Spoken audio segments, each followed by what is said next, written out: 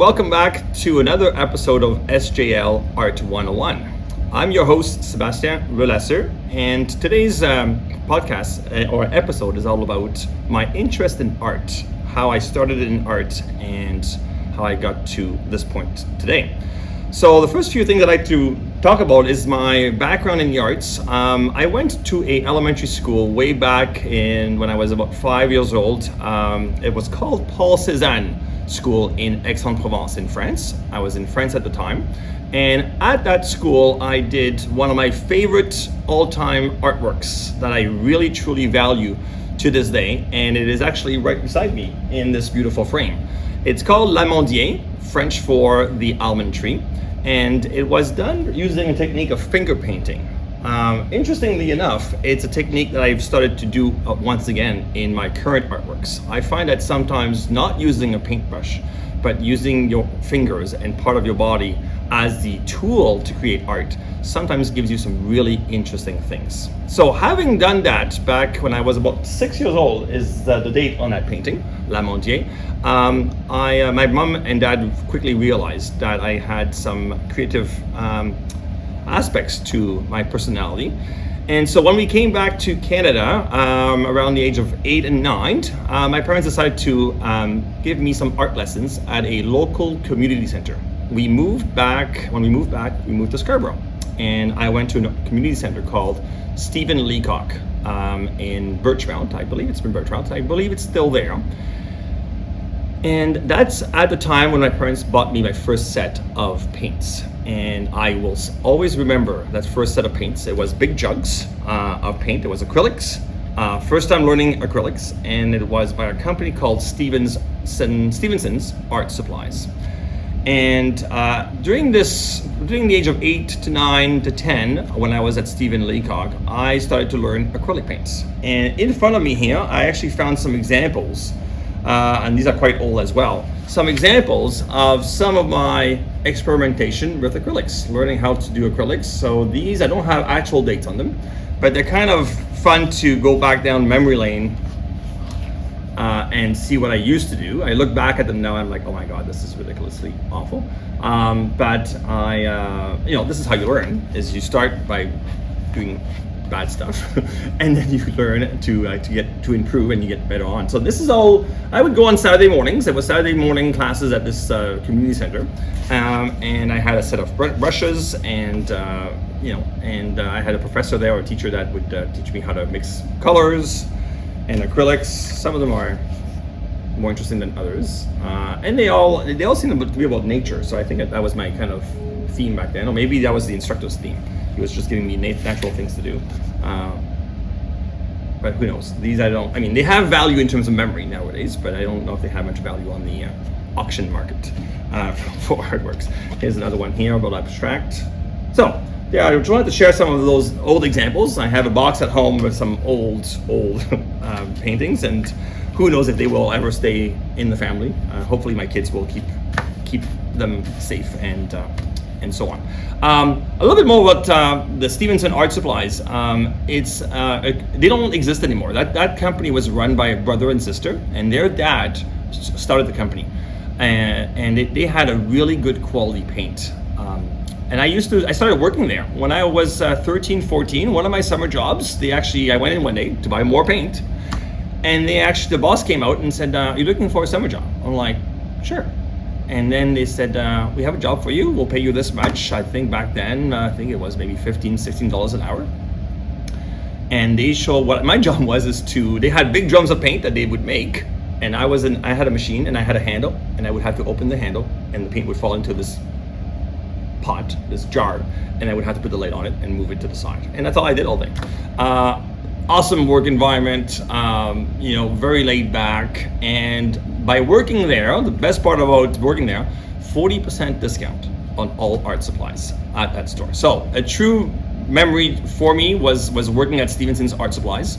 I also learned how to make paint, because when I had break times, or when I had nothing to do, or I would go around to the different stations, and I would go to the watercolor station and see how watercolor paint was made, and I would go to the acrylic station. So that was a lot of fun, and a huge impact on me in art. And actually nowadays in my art lessons, I sometimes bring some of those things out, different ingredients on how to make paint, and sometimes I do demos in my own classes to show students how paint is made. So, huge impact on me. When I was around age of 11 or 12, my mom realized that that I should be going to another community center where there was a bigger focus on art, a little bit more challenging for me, a little bit more advanced, and it was called the Cedar Bridge Creative Center. I looked it up online last night, and it still exists. It's in Scarborough as well, around Markham Road area, Lawrence. And it's an old house in the middle of the woods, and they offer pottery classes, I believe, there in the basement. And the second floor was the acrylic floor, and you could take lessons there through the city of Toronto once again. And I had an instructor there that was really into landscapes, and that's where I really learned how to create skies, clouds. Like, he was really into that, and I did some beautiful pieces over the years from there. So lots of my story or my knowledge in art comes from this location. So I think I was there about 2-3 years. And in high school, I took visual arts all the way from grade 9 to grade 13. Back then, some of you may not know, the younger generation, that grade 13 used to be our 5th year of high school. So I did art right through. Happy to say, and happy to tell you that I won the Visual Arts Award in grade 13. I still have the plaque for it, and that was kind of a nice recognition, and so on. And then from there, I decided to go to university in fine arts. So I went to York University, started there in 1997 is when I started at York. Did a fine arts degree. The funny story about York is when I told my parents that I was going to do fine arts, they said, why? And like any parents would say, when people think about an art field, an art domain, sometimes parents are worried or are concerned that it may not lead to, much more after that or make a living off it. But as soon as I told my parents that I wanted to become an art teacher, then they were relieved, a sign of relief. So I went to do fine arts at York University. The reason why I always loved teaching and wanted to teach, I'll tell you this quick story, is in grade 1, I did a drawing, and I don't know if any of you did this in elementary school. It's a drawing where there's a bunch of numbers and a bunch of dots, and you have to trace the dots, 1, 2, 3, and you have to draw lines. And then you have to color in a shape, and it would be a rabbit shape, it would be a tree shape. Anyways, we gave that back to my grade 1 teacher, and then the next day I got it back, and I got a huge A+ on this drawing. And ever since then, when I had that A+, I was so excited, and I always said to myself, I'm like, I want to give A+ too.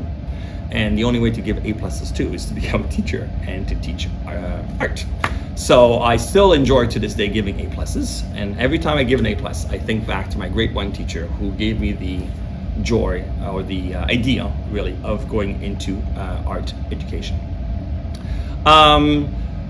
The last few things I'd like to bring up is I'd like to mention about some of my art shows. I've had an art show in 2000. That was my first art show called The Duologue, and it was with a friend of mine. And he and I decided to renovate the greenhouse of my old high school, of my former high school in Toronto.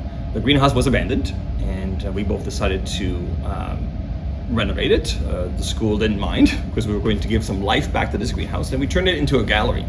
And we had an awesome show with an opening evening and had some of our works up. Mostly projects that we did, during our university years. That was the time when I was at university at York. I had a second show in the same gallery a year later, in 2001, a show called Fruit Obsession. For some reason, I got obsessed with fruits.